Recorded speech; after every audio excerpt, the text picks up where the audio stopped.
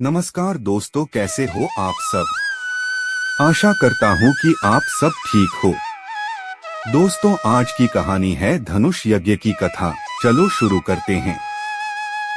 मिथिला नरेश के वहां से विदा हो जाने पर ऋषि विश्वामित्र राम और लक्ष्मण को लेकर यज्ञ मंडप में गए। यज्ञ मंडप को अत्यंत सुरुचि के साथ सजाया गया था। उस भव्य मंडप को देखकर लगता था मानो वह देवराज इंद्र का दरबार हो। देश देशांतर के राजा महाराजाओं के बैठने की अति सुंदर व्यवस्था की गई थी। मंडप के ऊपर बहुमूल्य रत्नों से बने झालर युक्त आकर्षक वस्त्रों का वितान तना हुआ था। वितान के चारों ओर फहरते हुए पताके मिथिलाप्ति की कीर्ति को प्रदर्शित कर रहे थे। बीच बीच में रत्नष्टित स्तंभ बनाए गए थे।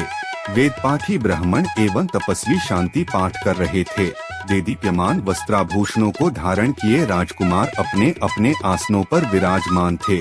ऐसा लग रहा था मानो सैकड़ों इंद्र अपने वैभव और सौंदर्य का प्रदर्शन करने के लिए महाराज जनक की यज्ञ भूमि में एकत्रित हुए हों। इस सौंदर्य का अवलोकन करने के लिए जनकपुर की लावण्यमयी रमणियां अपने घरों के झरोखों से झांक रही थीं। गर्जन तर्जन करते हुए पिनाक को इस मनोमुग्धकारी वातावरण में यज्ञ भूमि में लाया गया।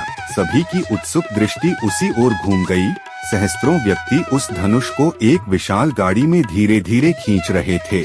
उस विशालकाय बजर के समान धनुष को देखकर बड़े बड़े बलवानों का धैर्य छूटने लगा और पसीना आने लगा। पिनाक को यथास्थान पर स्थापित कर दिया गया।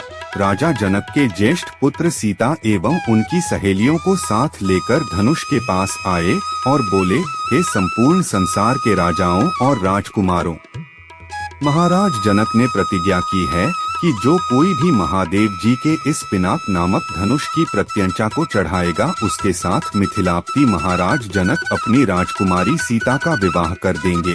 राजा जनक की इस प्रतिज्ञा को सुनकर राजा और राजकुमार बारी बारी से उस धनुष पर प्रत्यंचा चढ़ाने के लिए आए, किंतु भरपूर प्रयास करके भी उस पर प्रत्यंचा चढ़ाना तो दूर, उसे हिला भी न सके। अंत में वे लज्जित हो सिर झुकाकर तथा श्रीहीन होकर इस प्रकार अपने अपने आसनों पर लौट गए, जैसे कि नागराज अपनी मणि गंवाकर लौट आते हैं।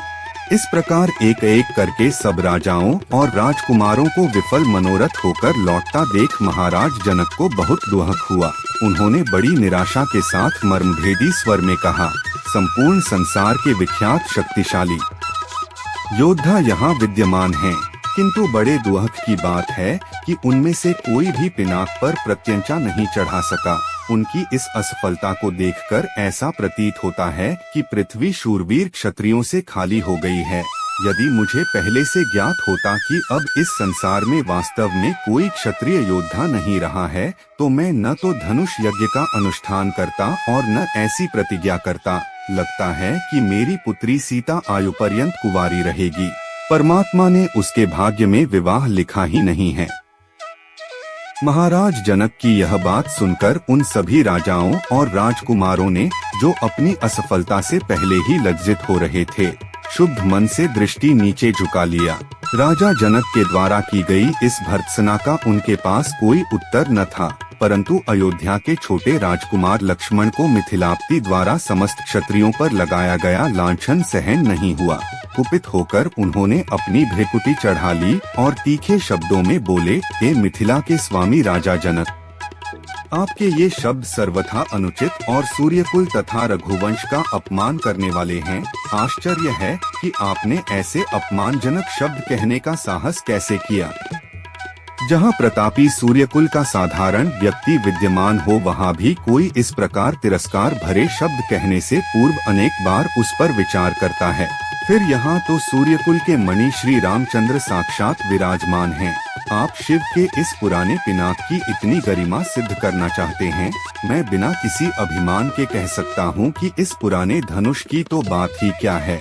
यदि मैं चाहूँ तो अपनी भुजाओं के बल से इस धनुष के स्वामी महादेव सहित संपूर्ण सुमेरु पर्वत को हिलाकर रख दूं, इस विशाल पृथ्वी को अभी इसी समय रसातल में पहुंचा दूं।